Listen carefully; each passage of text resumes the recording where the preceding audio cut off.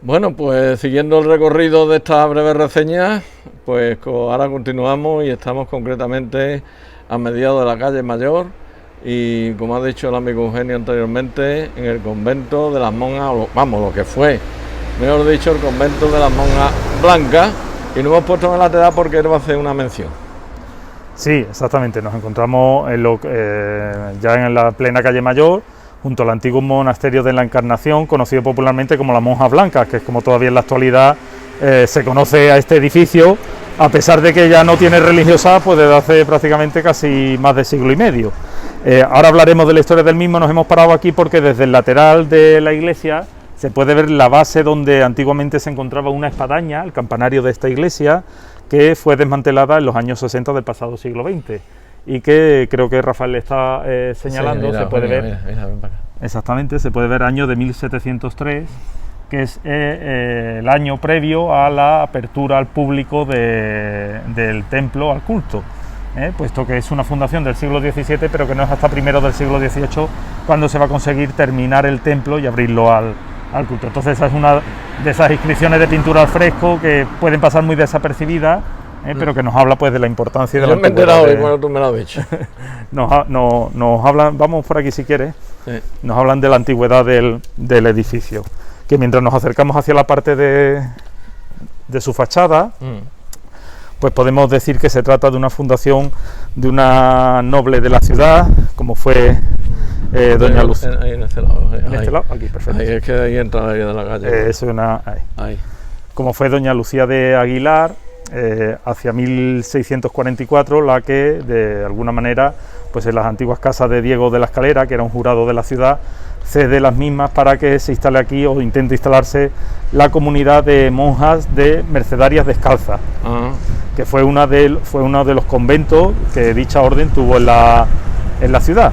Los mercedarios, tanto en su rama calzada como descalza, en Écija llegaron a tener hasta tres templos. Uno de ellos, o el de la rama femenina, fue este de las Monjas Blancas, que bueno, pues es uno de esos edificios religiosos que antiguamente tenía esta calle, la calle Mayor, ¿vale?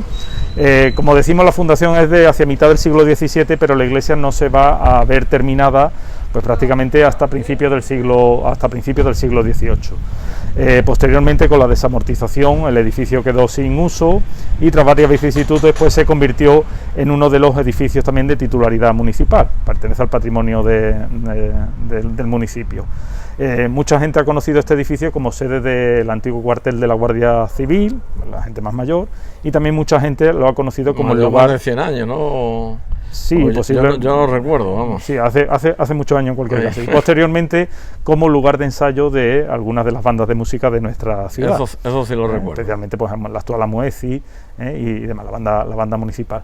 Hace unos años tuvo una partida para restaurar el interior, que conserva pues de alguna manera arquitectónica toda la estructura del templo, un templo de una sola nave, que tenía en su día coro bajo y coro alto, con una cúpula de media naranja sobre pechina, que conserva una gran parte, pues un poquito de la yesería y de las pinturas al fresco. Eso se conserva parcialmente en el interior, y que en la actualidad pues es el lugar donde se almacenan los palcos del Consejo de Hermandades y Cofradías de la ciudad.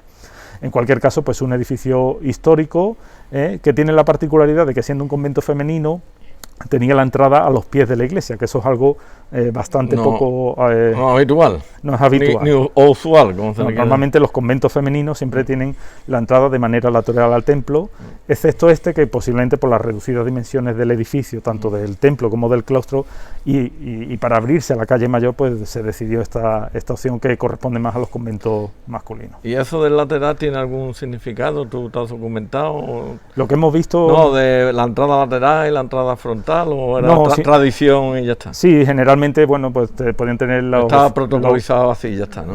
Generalmente eran siempre los femeninos, eran iglesias más pequeñitas, generalmente, y de alguna manera, pues en función del espacio que tuviesen o del propio desarrollo histórico del edificio, era más fácil a lo mejor entrar de manera lateral que no hacerlo a los pies de la iglesia, que era algo que, como decimos, correspondía más a los masculinos, que sí solían tener una estructura más de planta salón, una estructura más de planta parroquial.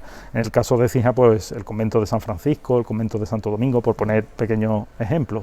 Es decir, iglesias que podían desarrollarse en 3 naves en su cuerpo central, y de esa manera pues también facilitaba el que la entrada se realizase a los pies de la iglesia. Y no se hacía referencia. ¿Hasta qué año estuvieron aquí? Pues aproximadamente hasta el primer tercio del siglo XIX, sí, mitad de más aproximadamente, con una de las desamortizaciones, pues el convento, que de alguna manera subsistía siempre, especialmente ya a partir del siglo XVIII, con grandes dificultades económicas, pues poco a poco va a hacer que esa vida religiosa pues vaya finalizando.